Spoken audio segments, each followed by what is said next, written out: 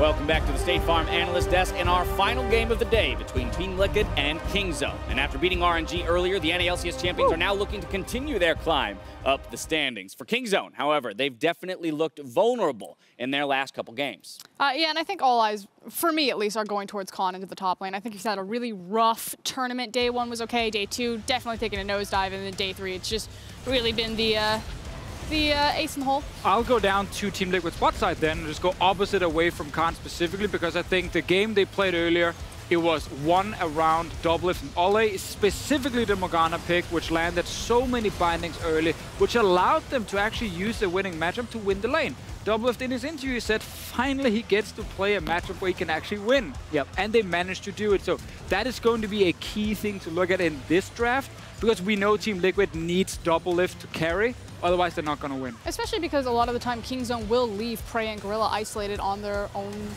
little island before they take the entire team and pick them up. So there should be an opportunity where TL could possibly hit Kingzone there, unless they make some draft adjustments and prioritize, the Soraka Ezreal. And that island, it sucks. It's probably great back in Korea where you can sit alone, no one's going to attack you. Does not happen here. People keep showing up on your island and keep beating you.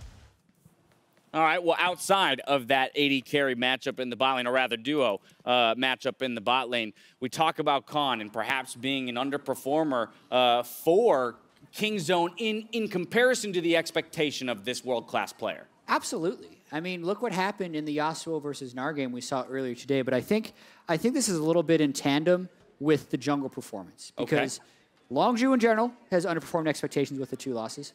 But having a strong jungle is paramount to having a strong top lane. And I think Peanut has also had a little bit of an underperforming tournament. He was the biggest lead getter in the LCK with the best gold differential of his teammates in wins, and he hasn't actually been generating advantages. Trundle is an interesting pick for him because it doesn't have the power clears that the junglers he usually takes over games with do, yet it's such a strong team fighting champion. So either I feel like they don't play to Peanut's strengths and do late game team fighting, or they have to pick him a faster clearing jungler, like an Olaf or a Skarner. And at that point, they're playing up-tempo with a carry for Khan and going right back to that strategy. And they have kind of danced between both of those strategies the whole time. What's interesting to me is then how that matchup would define itself across the side. Because you have Impact, who has certainly been suffering in the tournament, very hit and miss, probably one of the weaker top laners of the tournament. And if Khan's underperforming, suddenly it looks like maybe Impact's not going to get punished so hard. Then you have Peanut, who's fumbling, versus Xmithie, who is the linchpin for Team Liquid. Yeah, and this is what I find so interesting, because if Xmithie can get Trundle, and you can put Impact on a tank that is playing to Team Liquid's strengths, and also just with the way the power of the game is right now, I feel like if Kingzone wants to play to their strengths, they have to almost overpower Team Liquid, because if Kingzone then plays a team fighting composition with a slow clearing jungler, that doesn't play to their strengths. They could still be better than Team Liquid in that game, but I feel like it's interesting. I also want to add on to Peanut's performance back in LCK. An element that's kind of missing now is BDD's pressure in the mid lane, which was such a key part back in the LCK. He would always push, you could roam with him, Peanut could do whatever he wanted to because I was backup. I feel like a lot of the pushing champions have been nerfed a little bit coming into this. I think it's a lot harder to just pick a Taliyah, push in the lane, or Ryze. Some of his early waves got nerfed as well. And it has made it a little bit harder for BDD to play that style. And I either want to see BDD on just like a hard carry, where they're like actually trying to play around him a bit, like we've seen with Fnatic and Caps, because we know he can do it. Or I want to see him just show that at least he's way better than Pobelter in lane. Because I think that could be a big advantage for Kingzone. And I don't want to put words in your guys' mouth, but to me, it kind of feels like we're dancing on this idea that, the stars could align, that Team Liquid actually stylistically could be favored here. But the problem that I have is that they need to still execute that in draft to then execute it in game. And that's where I think the fumbles are. Against RNG certainly fumbled that draft and gave away a lot of power into Team Liquid style. I don't think Kingzone fall into the same trap. I agree with you. I mean, I didn't predict Team Liquid to win against RNG, and they're 1-5. We were coming into the day trying to figure out what we're going to do with Liquid being 0-6 and how we're going to cover that. So they're definitely the underdogs here. I definitely don't give them a great chance. But I did get a chance to catch up with Pobelter and Doublelift after their win, and they were really happy and relieved. Like, we've heard other teams in interviews talking about, hey, I don't think Team Liquid should be winless. They have shown better than this. And there is a lot of relief that comes from no longer being winless. So are they a super emotion, momentum-based team? And we think Kingzone potentially is tiltable as well, right? We've seen them 0-3 against Samsung at Worlds. We've seen Con and BDD now a couple times internationally, and they've never looked the same as they have in Korea. So I'm not saying it would happen, but it could. Right, but so in this style, or in rather this discussion of style for each of these teams and champions that would go along with it, I want to go back to that top lane. We saw Impact on the Shen today. We've seen Con on everything. Right, we've seen him on the AP carry, we've seen him on the Alawi with the AD Bruiser, we've seen him in the straight up tanks. Where would you want to put him, Deficio? Do you index back towards, hey, let's try and smash an and as well underperforming Impact by giving him, say, a Jace? Or do we go against what would be considered our, identity as Jat laid out and say, let's try and stack up in the 5v5 and farm delayed? I think I want to see him on a carry up in the top lane, not an AP carry, physical damage bruiser where he can win his lane. If Impact wants to grab a tank and be left on an island like we saw earlier today with Team Liquid against RNG, I think that's fine for Kingzone. They know it's coming, they know it's happening. I just don't want to, I think the thing that went wrong for them in the last draft, Kingzone specifically, was they took Gnar, thinking this is fine. Khan is going to be more than fine up here. It's a good blind pick. No one is going to grab a counter pick against it. And then the Yasuo showed up and completely surprised them. Impact will not do the same. So you actually have a bit more flexibility for Khan. The final position I want to talk about is the support position for Team Liquid, because I can't imagine that Morgana goes through again for Olleh. And so, again, where does Olleh go to find the same level of comfort and effectiveness within this game than he would have found on a Morgana pick? Playmaking champion for me. I personally, we haven't seen a lot of Alistar. I liked the Alistar look that we did get from Olleh, so I'm not saying go for Alistar, but playmaking. Play forward, help set up Doublelift, do not take a backseat. Do not play passive through bot lane against Prey and Gorilla. Actually be active. Try to get Xmithie and Impact down there. I think there's a chance he plays Nami. Nami. If Morgana's gone. I think they just want a range support they can push lane with. Okay, fair enough. That's all from us, though, so let's head over to Quick Shot, Azael, and Vedius for Team Liquid versus Kingzone. Thank you very much, Dash. Nami, if Morgana's not available. Let's see how the draft plays out. Team Liquid, they picked up their first win earlier today. It has to be a confidence builder. Kingzone lost. They add another loss to their tournament. Gap's closing, boys. What? This is it. This is where Korea falls and the West makes it. Mindset. I know the analyst just covered it. But what are you expecting from the draft? Throw some champions my way. I feel like Camille is going to be one of the big priorities up in the top lane for Khan. I feel like it's one of his better performing champions. I'm fascinated as to whether you think we'll see a Shen ban directed towards Impact. I know we've heard a lot of the NA guys talking about how it's a big comfort pick for Impact as well. It really is, but it's hard to say, right? Because Khan is a guy who is extremely flexible and does have a lot of picks which can actually punish in some of these 1v1 matchups. I think if he were to try to play that style, if he wants to play a Alawi or if he wants to play a Darius or he wants to play something crazy like that, you can certainly blast a Shen, so they may not need to ban it. Well, let's find out if they do. Gentlemen, into picks and bans. Last time these teams played, it was a fairly competitive opening game. It went long, it went late. It's Graves, Ezreal, and Morgana off the table.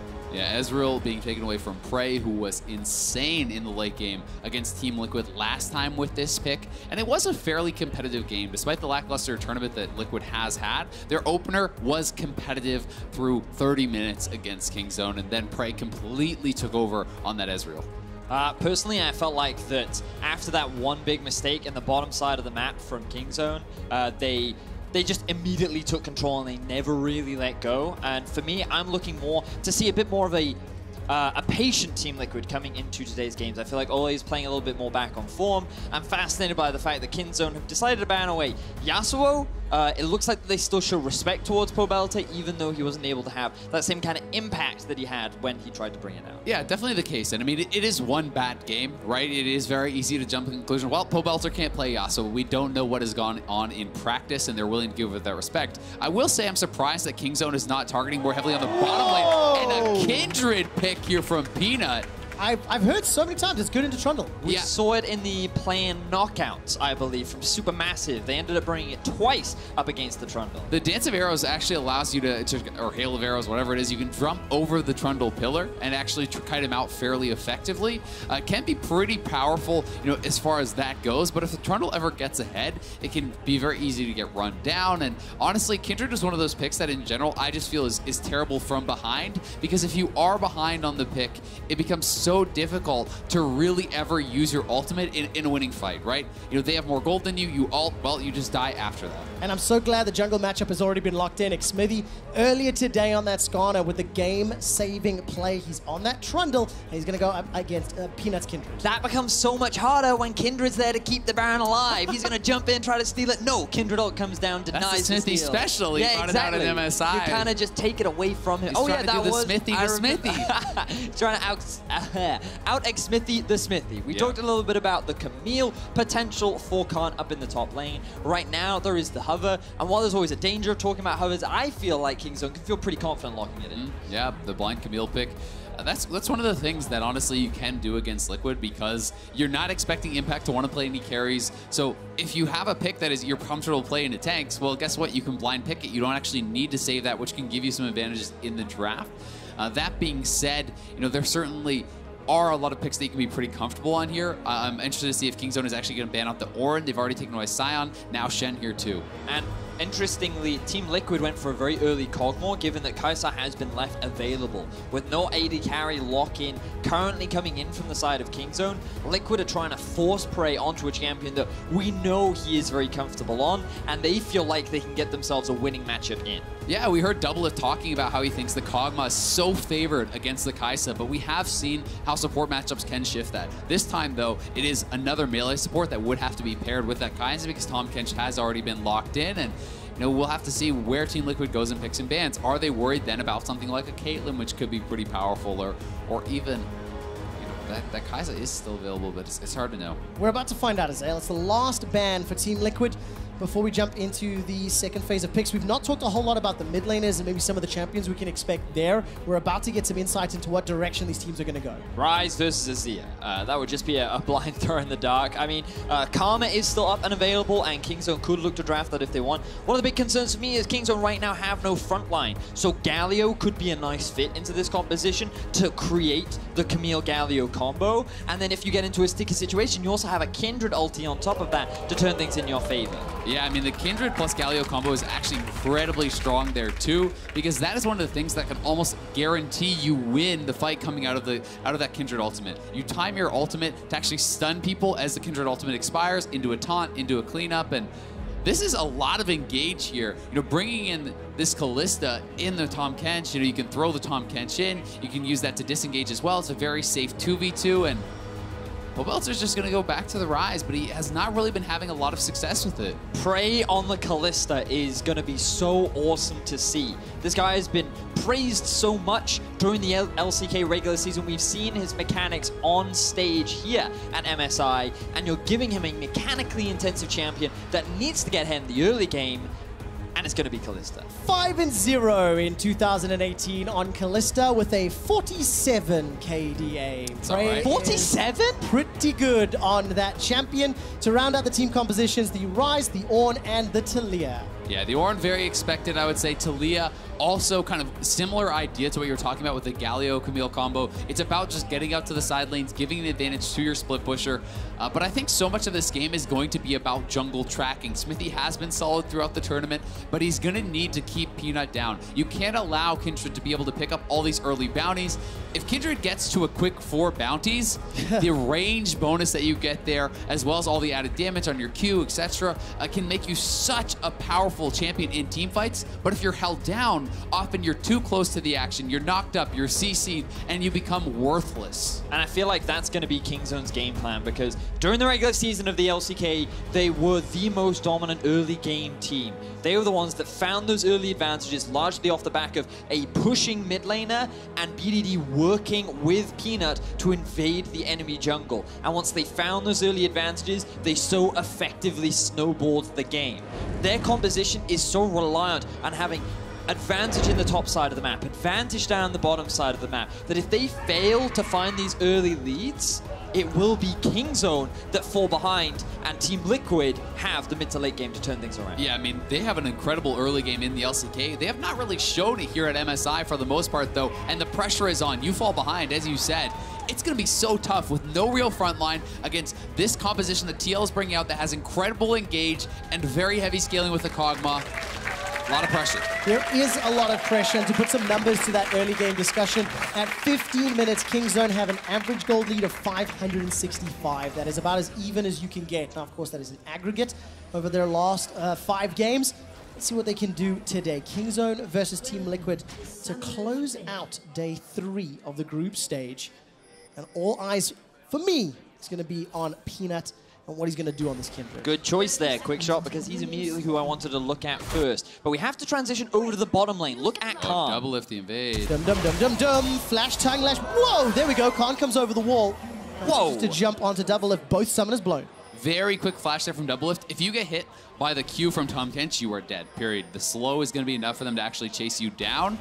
But that's both summoners blown, and that already, means that he is going to have to play so safe in this bottom lane now. And look at all this early vision that Kingzone are getting in Team Liquid's half of the jungle. Kindred, she wants to be in your face. She is such a good duelist once she's gotten points in Q, points in the W. The E always confuses me a little bit because it is your initial slow, but also kind of an execute. So you kind of want to use it very early on into the fight as well as at the end. But the full combo means that you have a lot of dueling power along with a lot of mobility. And I also think this puts even more emphasis on the jungle matchup. There's now 2 lanes that Xmithie could go that are down a flash, which could be ganked. And for Peanut, getting a big ticket kill like one on a Doublelift, putting him behind, could be a path to victory. So we'll see where they're going to go, because Khan is going to have to play this pretty defensively. I mean, if you get pillared in without your flash as that Camille, you can simply get run down. So a lot has changed off of that level 1.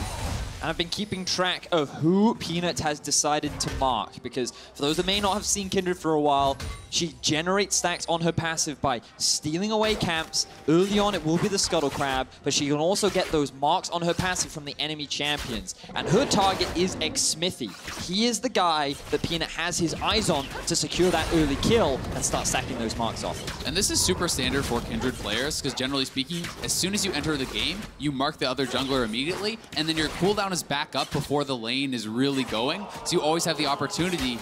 You hate to see that. The full reset. Jungle over. That's it. Avert your eyes. Get out of there, observers. Even LCK champion junglers can reset camps. BDD is going to get room prisoned in place. The cleanse comes out already. BDD will be happy with the trade. Pobelter's flash for just the cleanse. Very clean there from BDD. Now Peanut has found Xmithie.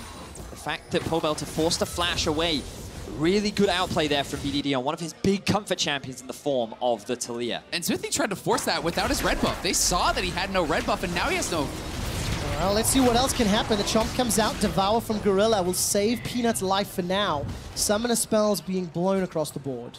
But they can stay around. They want to try to pressure this. They already have bot lane shoved in, and they're going to try to deny the red buff. If you show mid lane without that red buff, they will get in your face. Gorilla is around here. Peanut is sticking around, but you can see Olleh is trying to help Xmithie heal back up a little bit in the jungle, and for now, it looks like Peanut will just back off as the bottom lane will stop pushing. And it's unfortunate for Peanut that he started his clear on the top side red, but the mark is unfortunately on the inverse side of the map, so we won't be able to secure that very early on, but it will give them so much pressure around the bot side of the map as Gorilla looking to try and find an early play. He is indeed. The PS and the tongue lashing means Olleh goes low. Here comes the dance of arrows from Peanut. Not going to be in range. Olleh holds his nerve and doesn't waste the flash. Yeah, that was actually really scary. One more stack on Olleh and he could have gone down, and there was no heal available for Doublelift. So Xmithie's still staying away from the red buff. He knows that Peanut could be in the area, and he doesn't have to fight Peanut for this. It's okay to actually just allow this to be delayed, because we talked about the early game advantages that need to be gotten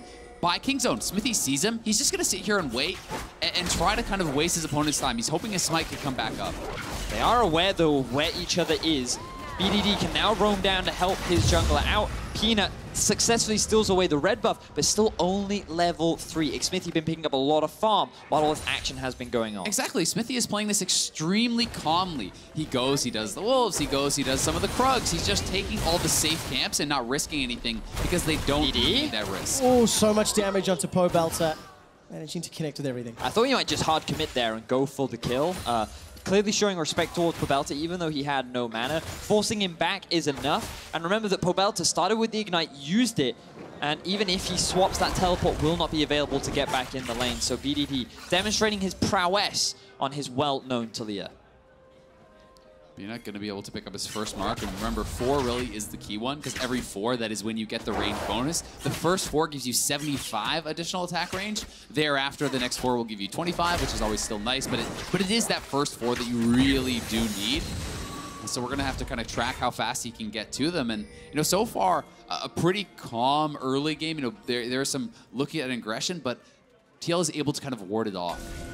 And for me, one of the big things that we're seeing, kind of a throwback to the regular season Kingzone, is that BDD has constant priority over the middle lane. Taliyah, known as a champion for that, but also the way in which he's playing this matchup, just enables Peanut to play the style that he is so famous for within his region. One of the big success stories that teams have found against this team is denying Peanut the ability to play the way he wants. Fnatic found success with it, Flash Wolves have found success with it, but right now, Team Liquid are giving Kingzone a way in which they love to play, and they're the ones stealing all these early camps. They see the Gorilla is actually in the mid lane, so this could potentially be a 3-man play onto Prey here. Xmithie is on the side. I think Xmithie snuck his way in past that Sentinel. Didn't quite see, as you can see, the mark of the Kindred just hovering above his head. While that's being set up, Impact roamed from the top lane, and as Xmithie has left, here comes Peanut, here comes Gorilla. Olleh, stand behind me. There's the flash. Continues to run as the Unbreakable holds true for a moment or two longer. Doublelift and Olleh survive. Really unlucky timing there for Olleh. Just about to ward, gain vision to see if a Peanut could head towards the bot side, and they blast cone over the wall and force his flash along with Doublelift's heal. This is definitely not the kind of early game that you want if you're Team Liquid, but not dying is much better than that. Exactly. I mean, you can afford to give up some summoners, you can afford to give out a little bit of farm. It's mostly about not giving them the big advantages. And you know, it was a bit of the anti-timing there as they're going to look for Pobelter. I mean, when Xmithie walks into that brush and is camping there, you think, okay, it's relatively safe. And as he leaves, Olleh tries to go over and ward, and there are 2 people in that brush, right? So definitely a bit rough there on the timing, but TL is playing pretty patiently, and Kingzone want to continue pushing the pace. I think they're absorbing the pressure fairly well. If you look down the lanes, it's a little CS differences for Pobelter and Doublelift, and I want to look towards Doublelift very quickly, because in his matchup earlier today, he definitely played a good matchup. It was the Caitlyn Morgana into RNG, and they ended up doing very well. He's got the Kog'Maw now, and you can see all of his stats are positive there. And one of the big criticisms we had from Team Liquid was not that Doublelift was underperforming, but that the team as a whole were not showing the strengths that they did during the regular season. And Doublelift, he's often held his own, but earlier today we saw what can happen if you enable the AD carry for Team Liquid. And this is a tough position for them. You know, in this 2v2, you can see the waves are kind of going bad, but... Oh, Ornn is interrupted by, of course, that ultimate from Khan. No summoner's blown. Yeah, so well timed there from Khan. Really, really well done to actually avoid that ultimate coming through from Impact with his ultimatum, and we've seen him do that multiple times. If he gets hit there, he could very easily be going down. You know, and so much attention has been spent on the bottom half of the map from Kingzone that Xmithie, now level 6, even though he's down in terms of farm, and he's able to freely steal away the red buff. But with those members topside, PDD looking for a roam bot. And they know there's no TP available for Impact because he actually used his Summoner Spellbook, so this could be bad for Liquid. Weaver's Wall hasn't been used yet. Olleh doing his best to block the damage. He's the first to go down. Kingzone get first blood. Turn to Doublelift. The rend may just be the final kill. No, it's a threaded volley. A beautiful dive. That is how you execute a dive this early on into the game. They were very aware that Pobelter was not in the middle lane. They had full vision control over the bottom side of the map, enabling them to get a very easy roam down and secure themselves a very clean double kill. I mean, it was perfectly done. Gorilla takes the aggro, waits till the Grayskin is completely gone, you know, pops a Z, then he gets ulted to drop turret aggro from Prey. That was basically flawless. This is about as well as you can execute this. So here they are, corralling them. Gorilla will start taking the aggro. He goes straight in. This is honestly pretty well played by Doublelift and Olleh, but look at Gorilla, tanks as many tower shots as possible, then is immuning the tower shot through that ultimate from Prey. There's just nothing that TL can do. It's too well executed. You just have to hope the Kingzone mess up the dive and you can punish it, but the fact that Olleh wasn't level 6, the fact that Doublelift didn't have his heal, like, there are very few options that you have, and Kingzone, really good job to punish it, but this is the early game lead we said they needed to find. So important for the Kalista to get ahead in the 2 versus 2, and finding those kills, even though they went on to BDD, will be a big advantage gain for Kingzone on the bottom side of the map. Yeah, around 1,200 gold up as we hit the 10-minute mark. Doublelift's Kog'Maw starting to get bullied around. You can see 700 gold up for BDD, 400 or so for Praise. Not huge amounts for now, but that can continue to scale when you start looking at this composition and how many tools Kingzone have to be proactive. And when you realize how good they are to snowballing advantages, that is really one of their signatures as a top-level team, is they take this tiny advantage and they expand it, and they make it seem like this massive one. You see Khan's stats on Camille in LCK, 6-0. Exceptional performance. He's even on CS for now, a little bit behind, but not a huge amount to speak of.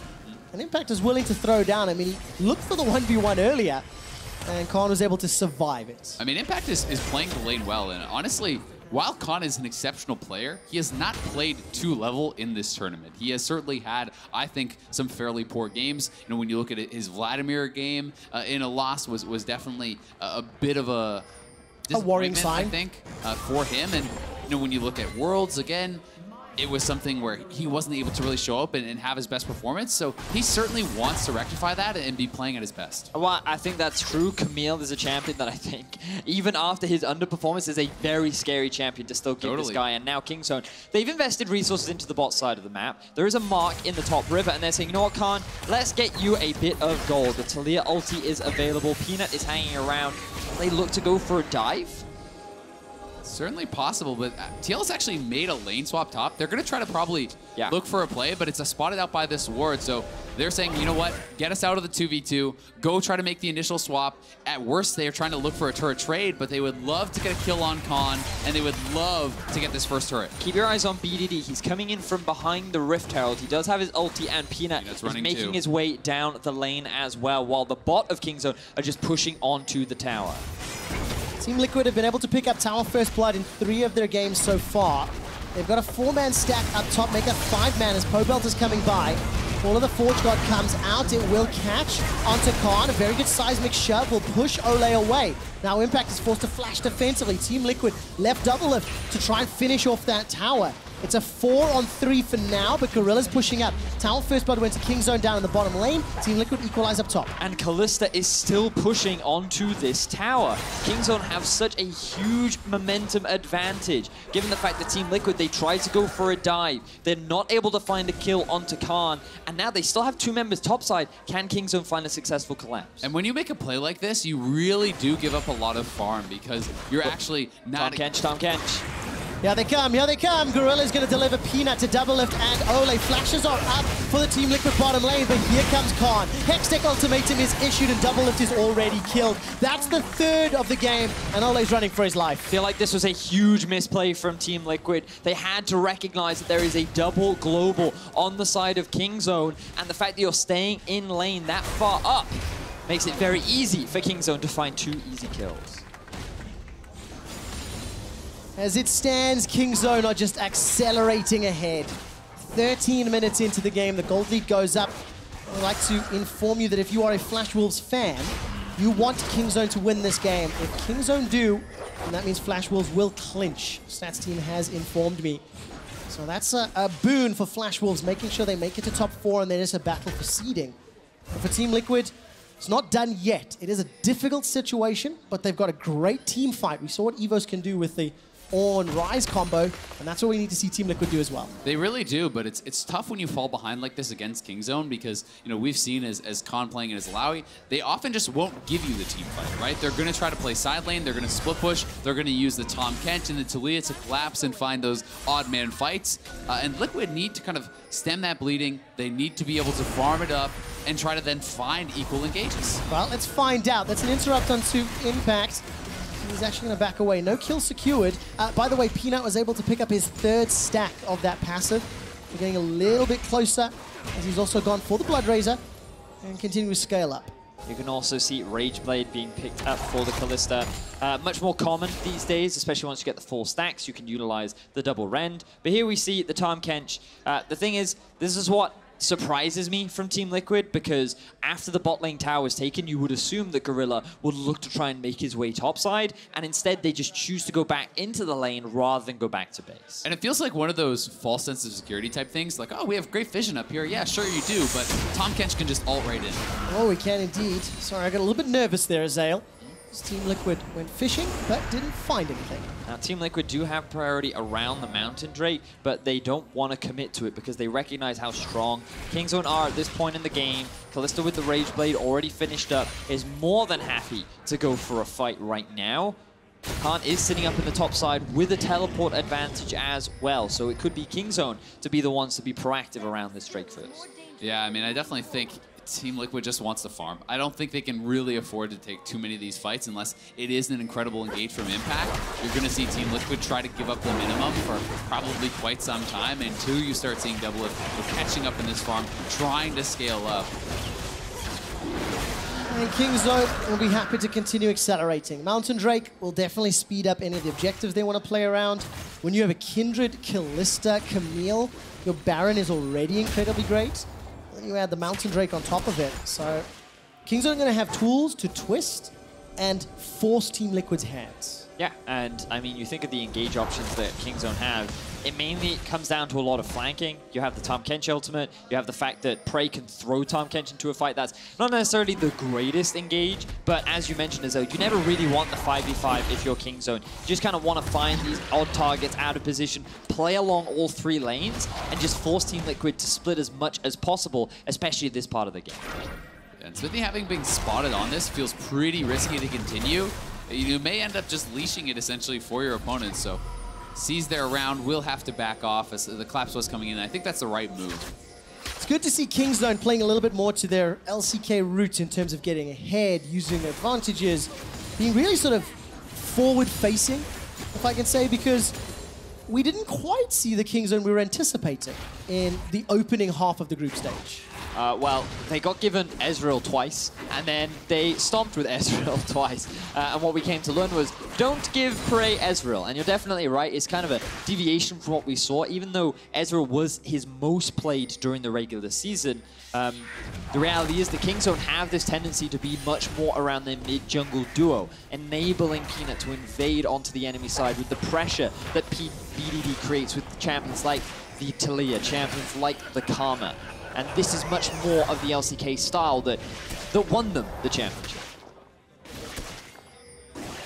Well, let's see where they go next. Kingzone grouping up. Mountain Drake will be spawning very, very shortly. A few minutes, in fact, actually. Second one, and that is a mark that Peanut can pick up. I believe that's number 4. So big range increase just as we start entering into the mid-game stages. And for Team Liquid, they're looking for a collapse. They may actually try to force a fight here with Khan still on topside, but yeah, Impact spotted out, so nothing really happening, and this is what Kingzone wants to do. You buy time for Khan, anytime Impact collapses, you back off, and you just try to play this push and pull. You can see BDD going down to the bottom lane. They do not want TL group. They want TL spread, and then you find the picks. All right, how did TL then play the next few minutes? We know that Kingzone can play around the Dragon and the Baron. They can start setting up that, obviously, the split push. Team Liquid, I want to interrupt it with an engage, but those obvious ones are not going to work. Yeah, so Team Liquid, if they engage right now, given the gold lead that Kingzone have and the number of globals that they have, it would be very difficult to guarantee yourself a winning team fight and then convert it into something. Maybe Team Liquid would find themselves a kill, but then Khan would find himself a tower, or you'd find BDD roaming to bot and securing a tier 2. So there's always the risk that you have to be careful of in this kind of split push scenario. So for now, they're just stalling. They're just buying enough time so they can scale up a little bit more, complete those second items, and then once they're ready to fight, then maybe they can gain a little bit more off a winning team fight. I do like moving Doublelift to the mid lane, though, because they were just too much stronger in the 2v2 Kingzone was. So Doublelift was having to sacrifice a lot of farm, not able to step forward and actually maximize all that CS that he wants. So putting him in the mid lane does give him more safety to be able to do this. Yes, you have to have Pobelter in a side lane, and he has been getting caught out, picked off a fair bit, but this is just the best lane assignments. If you want to beat Kingzone, you have to play the game properly. You have to play at your best, and that's what they're going to be counting on. Yeah, I mean, it's a 30 CS difference between Doublelift and Prey. For now, Kingzone continue to just play the patient game. Farm themselves up. They're going into this mid-game. Despite not having a traditional front line, they got more than enough damage, oodles of damage, if you will, to win a fight before Team Liquid get enough time to get it down. We'll give credit to Team Liquid if we have an ability to quickly toggle the vision observers, just look at how much Team Liquid can see on their half of the map.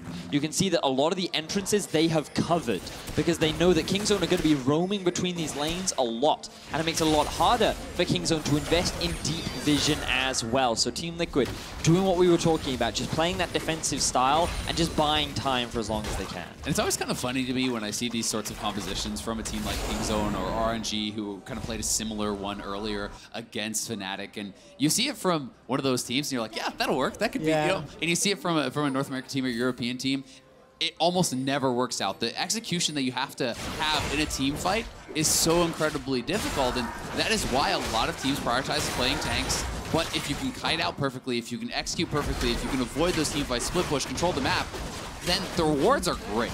Yeah, they really are. And that was what we were anticipating from Kingzone. You know, when we started the group stage, all of the expectations around this team rocking up, and they've got some big questions to answer. But at 20 minutes in, with a very, very sizable gold lead, and the fact that their composition is working as intended, 2-item spikes pretty much on the horizon. Trinity Fall's almost there for Khan. I think he actually just bought it while we're on the gold screen. And that means Mountain Drake's the next objective, and Team Liquid, they're running out of Rift to defend. Yeah, but as long as they can defend their turrets, you know, keep your inners alive especially, you can continue to try to slow down the game. But for Kingzone, right when you complete 2 items, I think is one of your strongest possible points. Oh yeah. That you're getting the most out of your gold lead, and you can see Prey just got his Hurricane, the Morellos is completed for BDD. You know, those 2 items coming in means that they are maximizing their effective gold. And if they were to look for a fight right now, Team Liquid, very unlikely to be able to win it. Team fight potentially on the horizon. But Drake got started just by that dance of arrows. Teleport is available for Khan. Yeah, and Team Liquid essentially now have to force. They need to force on this Dragon. Start it up, do something, because otherwise you're giving up the turret top lane for free. Yep. Impact has roamed down, and it's up to them to make something happen. Prey has got the Runon's Hurricane to complement the Rage Blade. A seismic shove sends Impact backwards, and a Bellow's Breath is now on cooldown. Right, the mountain has been started. Yeah, look at how Kingzone played this as the fight is about to kick off. Corralled. Weaver's wall locks Olleh in, actually gets interrupted. Dragon is now starting to reset. Ball of the Forge God comes up. That's a slow into a 2.5-man knockup. Khan is already dead. Pobelter gets a kill. Impact is sent to safety, in fact. Now in a 5-on-4. The Mountain Drake is the target, but there's Ren stacks for days. Picked up by Kingzone.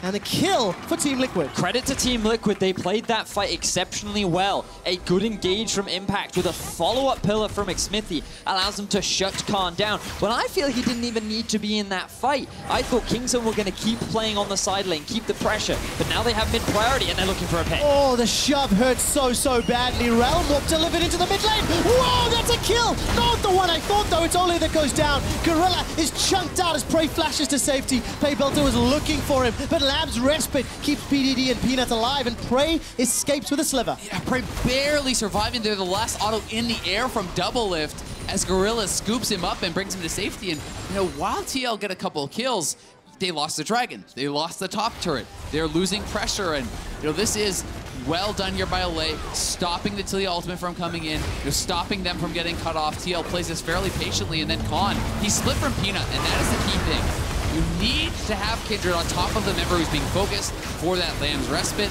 He is not in position to do so. They focus him down, they back off, they can grab the honey fruit, but the spears are in the Dragon and it's already Kingzone's. The thing is for Team Liquid is after they'd used a lot of engage tools, they didn't feel confident enough for the re-engage, and then they'd never gotten mid-priority given that Kingzone zoned them away, and they do not want to give up this tower for free. So, oh, we see another pick and Mew, he's dead. That could mean Baron. I actually think that Kingzone just goes straight to Baron, and you give up a Baron this early. Right, yeah. The gold lead is probably too big. It's probably too hard to surmount, and this honestly, that's going down fast. That could be the killing blow there for Kingzone. It absolutely can. All the Ren stacks, the smites and everything. Kingzone, like 8k gold up, 2 Mountain Drakes. Despite the fact Team Liquid got a couple of kills, they lost a tower, a Dragon, and now Baron. And I mean, you just can't afford to have those mistakes against this team. They're so good at punishing you. Doublelift gets caught. That means Baron. That means split push enabled. And here it is again. Now we see, oh, that was just a flash coming in from Khan, tied up with the ultimate and the Gorilla ulti too. So, All you're trying to do is farm, man. You just want to push out the mid lane. You just want to go back to base. You're not expecting a Camille to have that kind of a range, but when she comes out and jumps half a lane and then flashes on top of it, Doublelift had no options, and he didn't even have time to flash. Yeah, and I mean, when you don't have vision, that's the game state, right? You can't be up that far unless you are with a 4 or 5-man squad. Unless you can take any fight that could potentially be there, you don't get to have that space on the map, and you know, they get punished so heavily for it. And I want to use this opportunity to just praise BDD for his performance on the Taliyah. This guy was the 2-time MVP of the LCK. That is quite the accolade considering the accomplishments that that region as a whole have achieved throughout the world. And the fact that he's come into this tournament and often hasn't really been the spotlight. When he picks a comfort pick like Taliyah, the amount of pressure he generated in the early game, his use of the walls so far in this game, I feel like he's been very impactful and has really stuck to the style that got him that MVP. Yeah, Kingzone is really just pulling Team Liquid apart. But you know, for TL, there is still a chance. They do still have very good scaling, and there's a lot of squishy members on Kingzone. So if you can find the perfect engage, if you can find the Ornn ultimate and burst someone down very quickly, the gold lead starts to matter less. But that's depending on mistakes from Kingzone. And whether or not Kingzone can somehow be interrupted in the split push. But with Baron, look at this. As Team Liquid are defending the bottom half, BDD is pushing that top lane, and more towers are falling. And so far, 4 in favor of Kingzone, and this will be the 5th very, very shortly. Kingzone looking extremely good once again. They're going for a pick on the prey. They are indeed. Call of the Forge Guard will fall just short, and here comes Gorilla. The Abyssal Voyage gets him in to save the day and scoop up prey. Team Liquid running for their lives, despite really trying to get the kill. Such good use of the ultis there from BDD and Gorilla. The fact that the Tahm Kench was there to take his AD carry to safety, and BDD denied any further follow-up, along with them getting a tower in the top lane. Team Liquid, they're trying. They really are trying, but Kingzone do not give them the chance. They will not. Khan waiting in the wings. There's no Forge Guard to defend, remember, so Kingzone instantly group up. With limited engaged tools, they're going to force the matter. 45 seconds left on Baron. The 6th tower falls. No outer turrets remaining for the North American champions. Yeah, and they are just down so much, but that is the kind of play which can buy you time and get you back into the game. So TL does still need to be able to have the confidence that you find someone, you engage, you get them, because that is how you dismantle these split push teams. When you can get a pick, you can then push, you can force people to group, and you can find those team fights, perhaps around objectives. But you know, Prey gets out. This is a very slippery team. It is indeed, and of course, with the 9,000 gold lead, Kingzone looking likely to pick up the win. The 2 things that will happen: it will give them sole control of 2nd seed for now. Also will guarantee Flash Wolves a spot in the semi-finals and their trip to Paris to see how far their run can go. And for Team Liquid, you know, talking about the standings, falling to 1 and 5 puts you in such a tough position. I mean, the bare minimum, there's already 4th place is 3 wins, right? And you are behind those teams 2 games already with, you know, only 4 games to play after this. So that becomes a very difficult gap to make up. And when push comes to shove, you need to step up in these difficult situations if they want to have a chance of making out of groups. And you also think, oh, well, even if they do get those wins and you're able to close the gap, you do not have the tiebreaker head-to-head record over many other teams. So you're forced into that situation where you probably have to play even more games. So the path ahead for Liquid is definitely a difficult one, but we've seen it from Fnatic at Worlds. Perhaps this is Team Liquid's opportunity to shine. Ever the optimist, you're not out until the standings say that you are. So we'll see how long that will take. By the way, Mountain Drake is going to pull Team Liquid's attention because they don't want to give a 3rd one over. While that's happening, BDD will pull Team Liquid back to the base. I think that was a realm move that was used by Pobelter, managing to deliver 3 members to the top lane. But this just allows Dragon to be picked up, and it just leans into that playstyle. Kingzone will not allow Team Liquid to get a team fight that they need and want. And this is the beauty of split pushing and the LCK, because the thing about split pushing is one of the harder compositions to execute because it requires, number 1, you get might be caught out. This fight. It is indeed. Xmithie forced to flash defensively. Cards coming in from behind. Follow Pobelter and Doublelift. Doublelift's going to get caught in with the Hextech ultimatum. Olleh goes down. Doublelift follows. Nobody from Kingzone dies. A flash over the wall from Gorilla. And it's going to be a kill onto Impact with the Devour. In fact, secured by Prey. 3 members of Team Liquid down. Just as I'm about to praise Kingzone for their ability to split push, they group up, they find a fantastic fight. A good flank from Khan enables a huge team fight win, and Kingzone are going to crack the base of Liquid. Just a master class in League of Legends.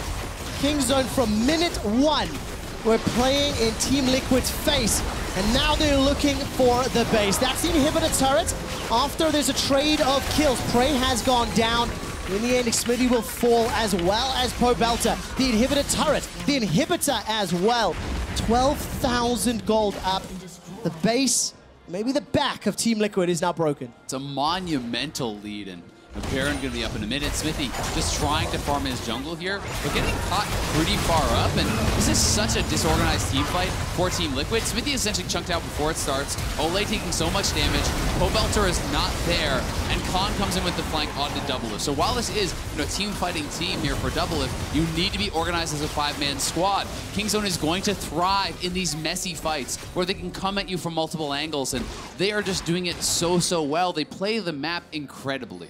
And now the Baron is about to spawn. Kingzone's next objective is very clearly, we set up the vision, we look to take it, and we look to end the game. And if Team Liquid are going to have a hope in hell of coming back into this game, it will be on the Xmithie steal. Yeah. Can he Xmithie? Do you believe, Azael?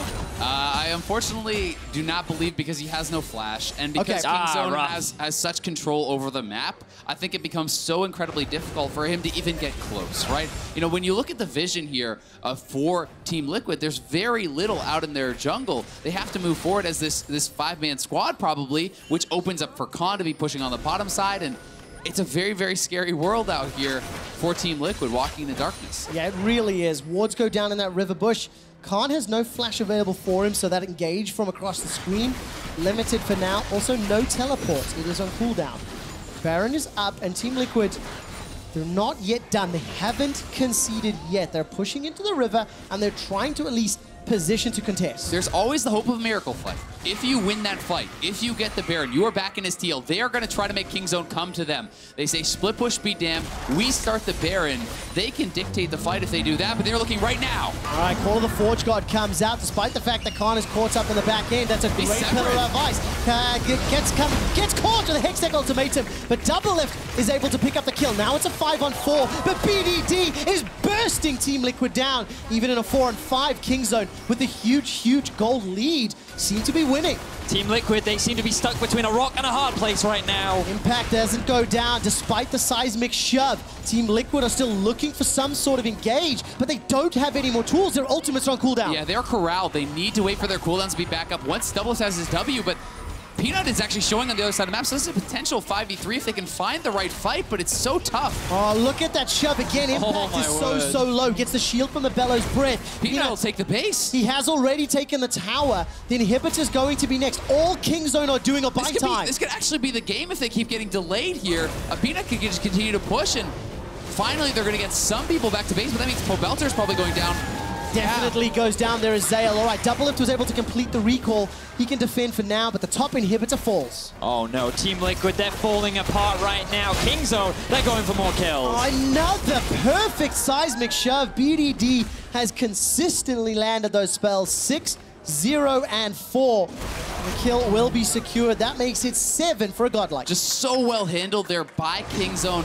In this tough situation, they lose their top laner right off the bat, but BDD kiting back and forth, putting out so much damage. This is absurdly fed on this Taliyah, and Team Liquid just can't get close without the ultimate from Ornn being available. That was still on cooldown. The Braum ultimate was still on cooldown. They couldn't find the engage, and without that hard engage, they get kited around. They lose their base. They lose everything. And here, you can see, this is after the initial pick came out from Team Liquid, and they just want to go back to base. They want to defend the losing remnants of what is remaining, and they just cannot. The poke from Kingzone and the fact that they're constantly on the chase means that Team Liquid gets slowly picked off throughout Kingzone's jungle.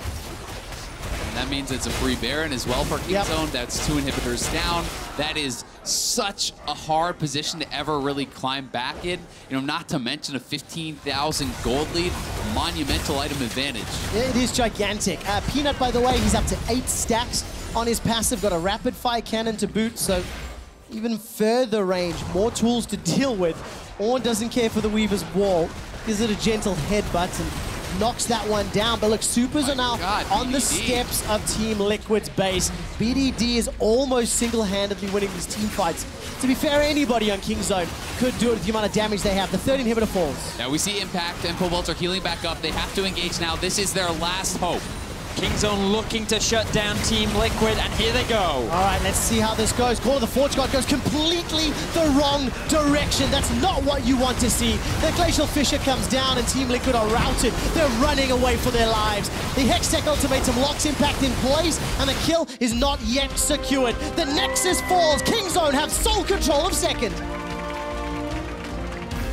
And a very dominant game overall from Kingzone. They drafted a comp where they needed an early game lead, and they found it. An immaculately executed dive down in the bottom lane very early on, and after that, it felt like all Team Liquid could do was just play on the back foot, try to defend, and in that kind of a scenario, Kingzone thrive. Yeah, once you get behind against Kingzone, that dive was perfect. That gave them enough of a lead, enough of an advantage that they are dictating the tempo, they are pushing the pace on the map, and all that Liquid can do from that point is hope for a miracle engage, hope for a mistake from Kingzone, and Kingzone never gave it to them. And this is why Kingzone were considered the favorites coming into the tournament. If they had played like this every single game, which is what many analysts were expecting, they would likely be sitting at the top of the table. But through slight differences, through teams finding opportunities to shut down this bot lane, to not allow the Praying Gorilla to get that early start, and to kind of keep Peanut in control, they have been able to find wins. And unfortunately, Team Liquid, they could not control the jungler. They could not stop this bottom lane, and BDD was unleashed. Couldn't stop anybody on the Kingzone squad. The entire team played exceptionally well, and that tower dive, that's what gives me shivers when I think about the rest of the tournament. It's not the first time that we've seen Korean teams have a slow start to international events, but they always, always have a strong finish. And if they're starting to warm up, of course, Kingzone, they're second now in the standings. Flash Wolves are clinched. They will make playoffs. And that one-game buffer for Kingzone helps them out against the teams chasing at 3. And what a creative draft as well, going for a very early Kindred as an answer to the Trundle. The fact that we saw Kalista coming out from Prey as well. Still undefeated so far this year. And you just kind of think, what else do they have available in their kit? I cannot wait for the rematch of Kingzone versus Flash Wolves. They have everything in It does seem like. I think they can play everything. And it's fun to see them playing their own unique style and being so successful with it. I mean, that's a Camille, a Kalista. There's no real true frontline on this team, but they can make it work, you know, despite all the disadvantages. You don't need a front line if you have a 10,000 gold lead when you pick fights. That's the message Kingzone are sending. For more on today's games, let's head over to MSI Tonight. Thank you very much. Quick shot. Welcome, ladies and gentlemen, to MSI Tonight. We just concluded our... It is 5 o'clock. I see you're at the Roughly Reddit 5 thread. o'clock, When yes. does night start for I'm you, going to go ahead and call that MSI, evening. 5 o'clock. There, right, yes, right on the money. Okay, well, in our final game of the day, Kingzone came out on top against Team Liquid. And the way we teased this game was all about style for both of these teams. And would Kingzone return to the style and the identity that they had, or we had seen from them so often domestically? And I feel like they answered that question this time around. Yeah, the important thing for me was the priority pick of the Trundle from Team Liquid, because as soon as Kingzone saw that, they pretty much opted out of all tanks, didn't want to give Trundle any sort of advantage there, and went for a quadra threat carry composition there. There was damage coming out of every orifices. I just like the fact that they had a choice to make, AD carry in that number 3 spot, so before you go into the second ban phase, or pick for Khan up in the top lane. And they grabbed the Camille. They obviously don't want it to get banned away. They want Khan on a good pick for himself where he can actually be a huge threat, and then he gets it. And of course, there were still some picks left for Prey to play. Yeah, Kai'Sa was available the whole game, and they actually were baiting opted for Kalista, which I think is really cool.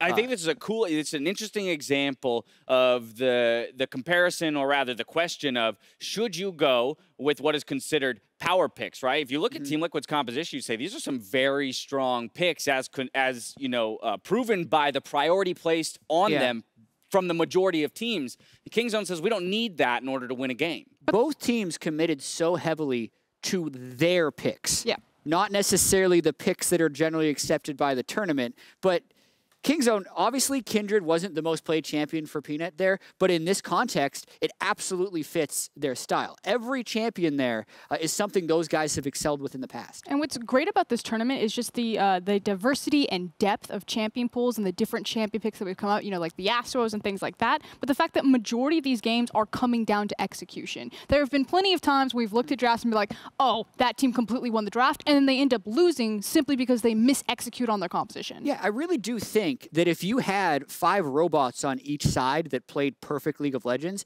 I think Team Liquid wins that game based on my opinion of the strongest champions right now. But Kingzone was just so much better at playing their picks and their style than Team Liquid was at playing the style Team Liquid played. So before we jump into some gameplay, can you kind of lay out for me in maybe a sentence or two what it is or the approach that either of these teams should be taking when entering this game? How do they play so that they come away with the victory based on the compositions they've drafted? Well, we saw obviously with the Kalista pick, you have to make a choice. Do you actually want to hard camp it and play around it so she gets ahead and you can then use her as a huge carry? Or do you just want to leave her on the bottom side and then go up to your Camille top lane? They went bot lane.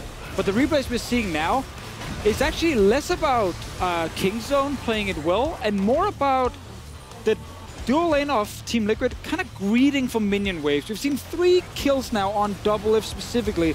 All 3 of them could actually have been avoided if you had stepped away from that minion wave and understood, okay, now I can get attacked by Kingzone because my team is not here to help me. And all 3 times, you got to get them minions, and then they died. And what's so important about that is I'm actually in alignment with Jat. Personally, how I view the game, I thought that Team Liquid did have the better composition, if you will, the ability to outscale. But when you are greeding for those extended minions and trying to accumulate that gold and you're punished like that, you lose the ability to have the opportunity to scale. Suddenly then Kingzone are going to continue to snowball even harder on you, reach these item breakpoints, and then punish you because their champions spike earlier on in the game.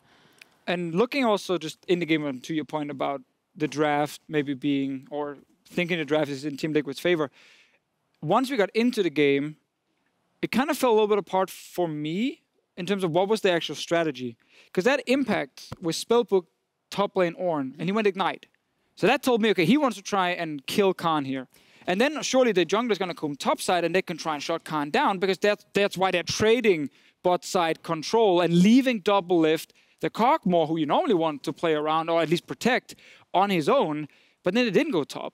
And then Impact didn't have TP, and there was no TP in the mid lane either because he was also sitting on Ignite. So there's actually no way to really protect the bottom side from a roaming Taliyah and a Kindred. Based on the way they played. Based on the way they played and picked their summoners in the game with Spellbook.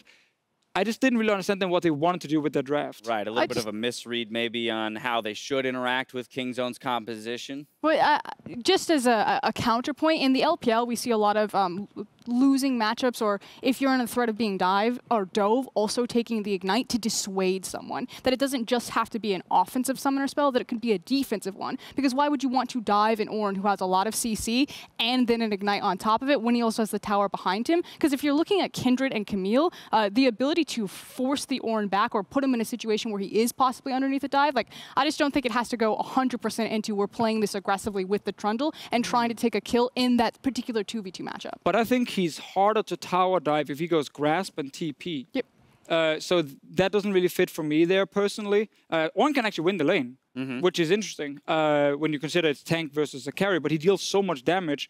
And so with Ignite, and I again assumed they was going to go to his lane and play that, because if you wanted to be super defensive, it's TP grasp, and then it's even harder to tower dive him. Jat, on a more lighthearted note, can we just talk about the Kalista lethal tempo with the Rage Blade and the absurdity of a triple Mountain Drake on that champion, the attack speed and stacking that could eventually come out of it? Yeah, it made me want to do that build and just start hitting objectives, because it was really fun how fast you could stack up the spears. And I also feel like Kingzone very quickly punished Team Liquid for the mistakes they were making. Because Team Liquid very much wanted to outscale, and anytime they tried to actually get gold to, quote, scale, they would be punished with what Kingzone was doing because they were playing a pretty strong tempo draft overall.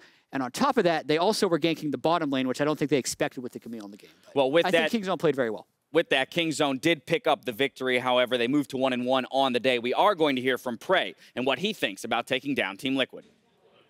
Thank you very much. I'm here with Prey after the victory of Kingzone over Team Liquid, and you went for the Kalista. First time we've seen that from you this tournament. Why the pick in this? Does it have to do with the composition? Excuse me, and why did you pick it up in this game specifically? 이번 대회 첫 캘리스타로 오늘 보여주셨는데 왜 어떻게 하다 픽을 하시게 된 건가요? 이번 조합이랑 잘 어울렸나요? 아무래도 좀 수비적인 픽들을 그동안 계속 했었고 이제 좀 그걸로 졌어서 그냥 좀 공격적인 픽으로 좀 분위기 전환을 해보자 해서 그냥 뽑게 된 것 같아요. So far, we've been playing really on defense, and that's why we lost, I think. And that's why we wanted to play more aggressive, and we picked Kalista for this. When I spoke to the Flash Wolves earlier, they said that it is the best to play aggressive, that is the best way to pick up wins in this tournament. Is this going to be a specific working point for Kingzone? 플래시 월브스도 인터뷰를 했을 때 이 대회에서는 약간 공격적으로 나가는 게 좀 더 좋을 수도 있다라고 했는데 좀 그런 것 같나요? 네, 아무래도 좀 지금은 일단 단판제기 때문에 좀 기세 싸움이 중요한 것 같아서 좀 공격적으로 하는 것도 나쁘지 않은 것 같아요. Yeah, so I think for now it's only best of one, so being aggressive is not bad. Okay, now we are in the second phase of the group stage. You now have played all the teams already. Who would you say are the most dangerous teams to play against in the rest of the group stage? 이제 그룹 스테이지에서 두 번째 라운드잖아요. 모든 팀이랑 한 판씩을 했었는데 누가 제일 약간 좀 위험하다 견제가 되시나요? 이제 저희가 그래 아무래도 좀 졌던 좀 그 FW랑 그 팀이 좀 많이 좀 견제되기도 하고요. 좀 아마 다음 라운드에서도 좀 많이 견제되는 팀인 것 같아요. Yeah, so obviously Flash Wolves, we lost against them. So in the second round, we'll be paying attention to Flash Wolves. Okay, great. Thank you very much, Prey, and thank you, Hajin. For the translation, back over to you guys. Thank you very much, Shocks. Quite obviously looking at Flash Wolves as their main competition, but the answer that I keyed off of a little bit more is this idea of Kingzone believing they've been playing too defensively and that they want to return to an offensive playstyle, be far more aggressive in looking for their wins throughout the rest of the group stage. And we saw that in the draft here. You know, there were carries in every single lane. You said there were 4 carries on the team, 100%. There was the Taliyah coming back for BDD, something we love to see every single time because he's so good at going then to these side lanes and make aggressive plays. Yeah, and Kingzone went back to what made them Kingzone. And I think they're not going to forget that again throughout the rest of the tournament, because the first time they won the LCK, it was because they were playing carry tops and Jace when everyone else was playing tanks. And just because in the LCK final, they were able to win with him on tanks does not mean that that's the best way for them to play. Before the tournament, because that happened, a lot of us were kind of thinking, maybe they are gods. Maybe they're a team that can play everything and succeed with everything. And I think that's proven to be false.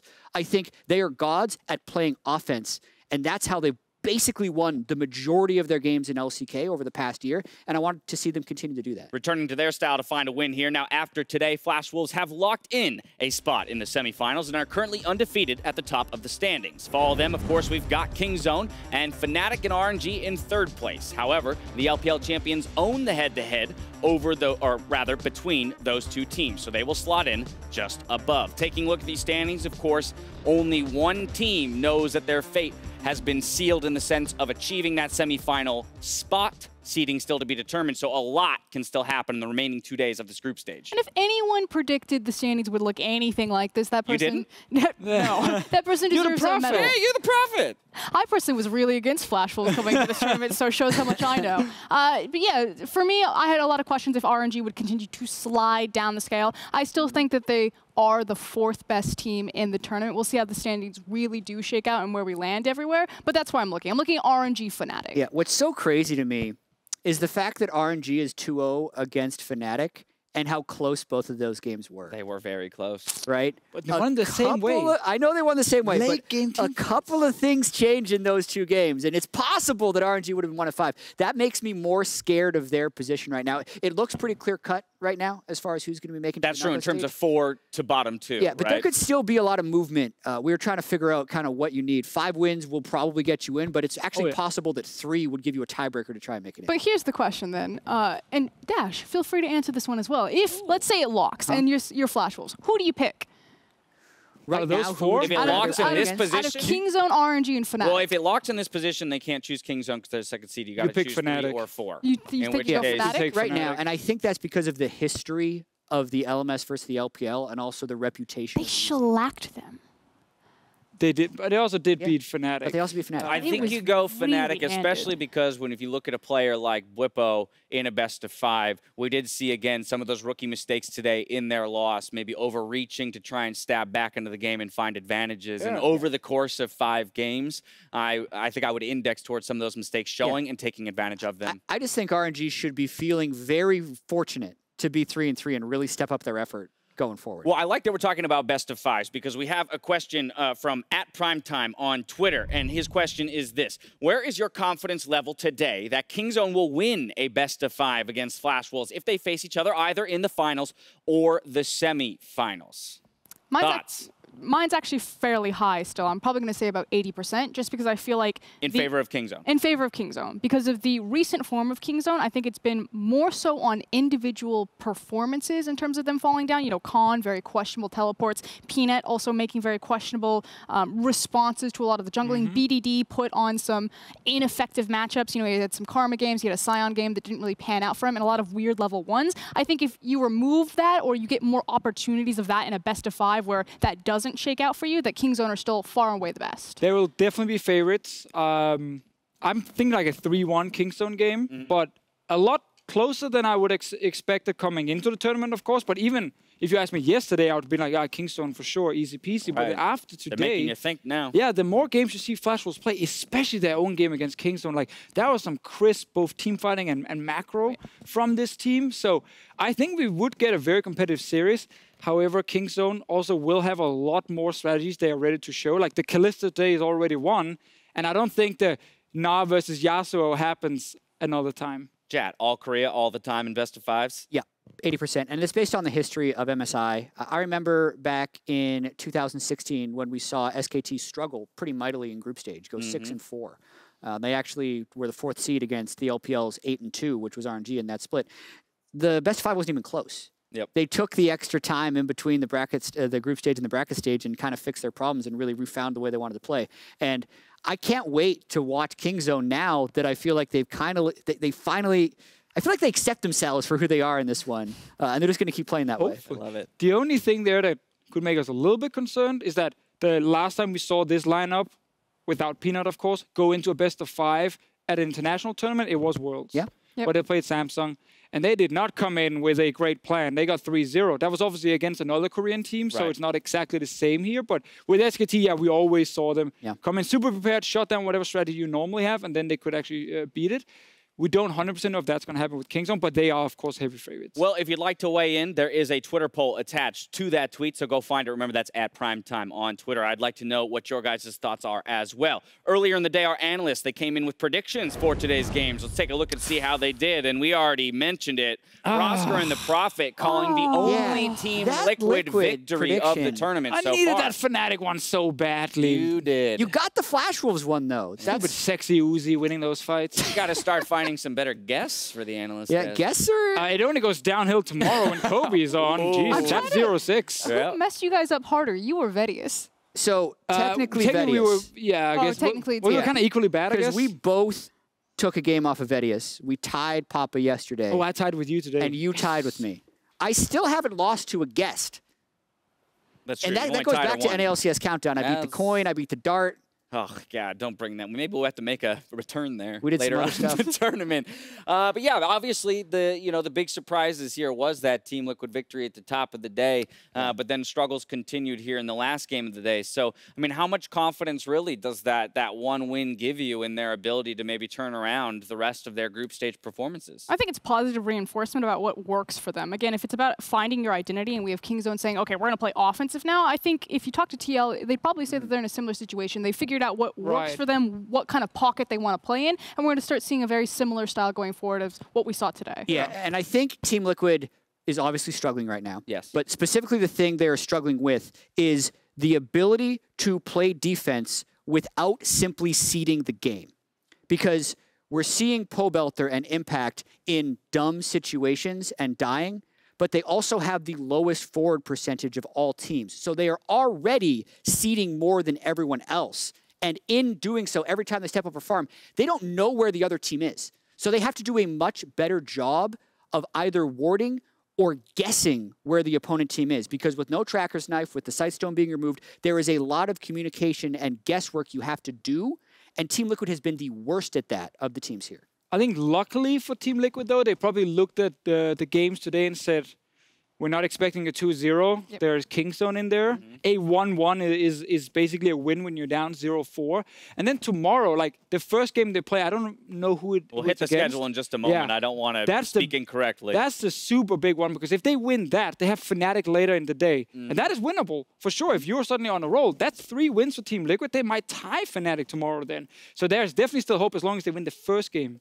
Final point on this discussion? I just like the specifics that Jat was putting in, and I wanted to kind of put a magnifying glass on the bottom lane. I like the fact that, you know, Doublelift took the Caitlyn against RNG, that he went for the Kog'Maw, and they were expecting, I think, a Kai'Sa coming in. He was basically saying, you know, I can win this matchup. We don't need to ban it. Let it go through. And then, of course, they pivoted and grabbed the Kalista. So I just want to see that confidence continued from Doublelift. I thought he played a lot better, especially in Game 1. Some questionable decision in Game 2, but I like the fact that TL are recognizing his strength. When you talk about champions and seeing Kalista for the first time in the group stages, earlier today we asked the question and Daniel hit us with, we've seen Yasuo, we've seen Soraka come out. What's another pick that we can expect or maybe we haven't seen yet? So down the line, Frosker, and starting with you, what are you looking for? I'd like to see Nidalee. I know that we have some great Nidalee players in the tournament. Peanut and MLXG jump out to me, but it's under a very specific circumstance. I think the jungle pool is going to continuously get squeezed, and that's where she might come out. We've seen the Graves started to be taken away as the counter to Trundle because he's such a high priority pick. Nidalee is one of those other champions that if pushed far enough down the champion pool, you could grab her to try to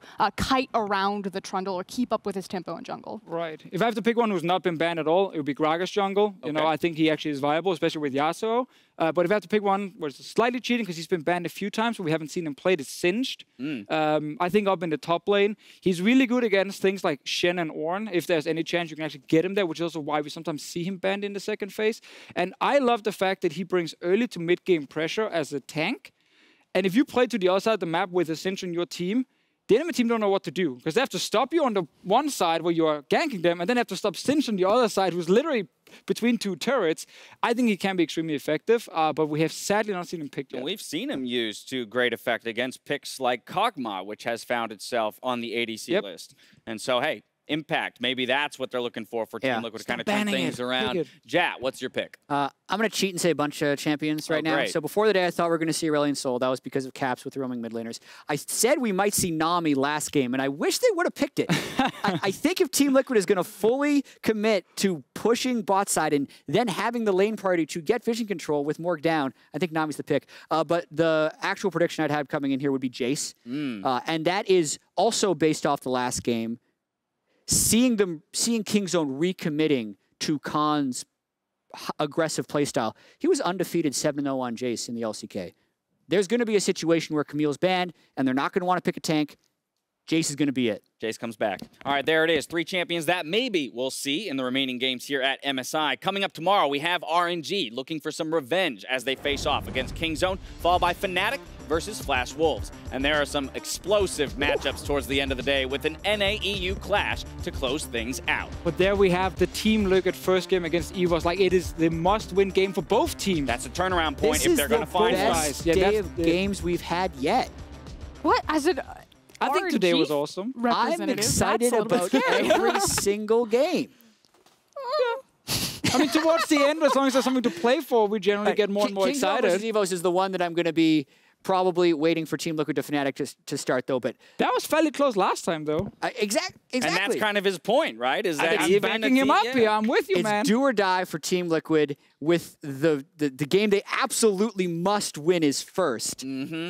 And by the time they get to Fnatic, you're going to wonder if it's going to be Fnatic that they're competing with for that 4th spot or RNG. No, that is an awesome day of games. Can't wait. We got 12 left. 6 tomorrow, 6 the day after. That's going to do it here on day 3, though, for MSI. So now for myself, the casters, and the entire live broadcast crew, thank you for watching, and we'll see you tomorrow for more of MSI 2018. Good night. Well done. Flash away from Uzi straight away, but there's the suppression teleport coming in from Let Me to try and counteract this. Zhao, who's going to join on as well already. They've got one though. Mick, RNG still on it though. Xmithie could steal across the wall with the blast cone. He's going to jump in. And Xmithie gets it. Hope is alive as Team Liquid take down RNG. Caps gets the kill on 1OP. Inhibitor falls, the Baron goes down to Fnatic. They need to get back though, because Stark is looking for the end. The healing, the redemption, the hemo. Is it enough from Fnatic to kill the unkillable Stark? Still alive, but eventually he falls on 1OP. Slow. My pets. I have to kill him. He was gonna kill me. Sorry. Man, I should have died for you, actually. I should have died for you. Holy shit, you ruined it! Keeps his AD carry. Yasuo gets away. Yasuo in the front line gets 2, and it's a great fight for Flash Wolves. Kingzone are dethroned here. Kingzone somehow survive. Betty kills one in the back line, and Betty is just spitting out hell upon Kingzone. There is no big comeback for Kingzone, and Flash Wolves are your favorites for MSI. Caps can come in. The Comet of Legend. He's flying high. Where's the Star Surge? Not going to be used just yet. Popped at the end, and one last hack. Fnatic take the lead. Keep your eyes on Reckless. He's caught. He's silenced. He's feasted, but he's not dead yet. Finally, Xiaohu takes him down. Royal never give up. The quadra kill for Uzi, and Fnatic are dumpstered. Will EVOS win the team fight? The damage and the combo from the Flash Wolves is tearing EVOS apart. The first victim is Yijin. Stark gets taken down. Flash Wolves remain undefeated at 6-0. Elmwarp delivered into the mid lane. Whoa, that's a kill! Not the one I thought, though. It's Olleh that goes down. Gorilla is chunked out as Prey flashes to safety. Coming in from behind. Follow Pobelter and Doublelift. Doublelift's going to get caught in with the Hextech ultimatum. Olleh goes down. Doublelift follows. Nobody from Kingzone dies. Kingzone have sole control of second.